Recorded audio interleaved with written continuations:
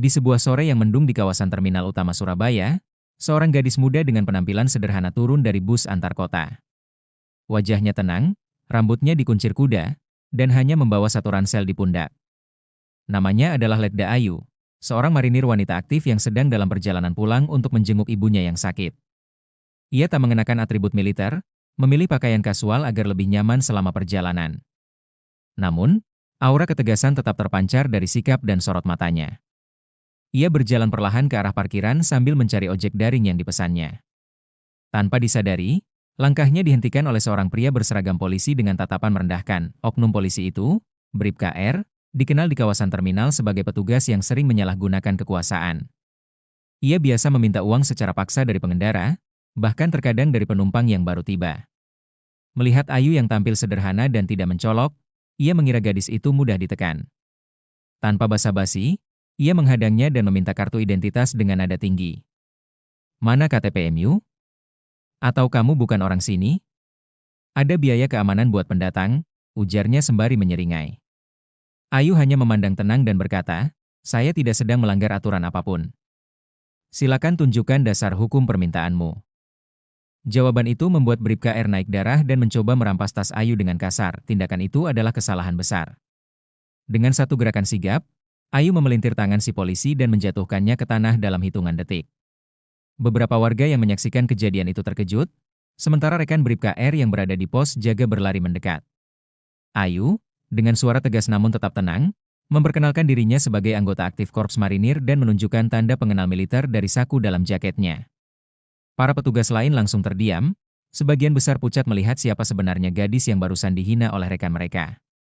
Sementara Bribka R masih tergeletak kesakitan dengan tangan terkilir dan wajah lebam karena terbentur trotoar. Kejadian itu terekam oleh beberapa warga dengan ponsel mereka dan dalam hitungan jam, video tersebut viral di media sosial.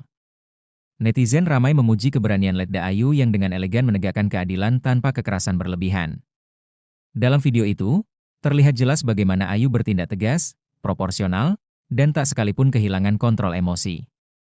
Publik mulai menyoroti kasus penyalahgunaan wewenang di area terminal itu, dan sejumlah saksi bermunculan memberikan laporan terkait praktik pungli yang selama ini dibiarkan. Institusi kepolisian pun tak bisa tinggal diam, dan investigasi segera dilakukan terhadap Bribka R dan beberapa rekan yang terlibat. Pimpinan wilayah militer tempat Ayu bertugas pun memberikan pernyataan resmi. Mereka menyatakan dukungan penuh atas tindakan Letda Ayu dan menyebutnya sebagai contoh nyata disiplin dan integritas prajurit wanita yang tangguh. Sementara dari pihak kepolisian, Kapolres mengadakan konferensi pers dan menyampaikan permintaan maaf kepada publik atas perilaku anggotanya. Bribka R langsung diberhentikan sementara dari tugasnya dan diminta menjalani pemeriksaan etik.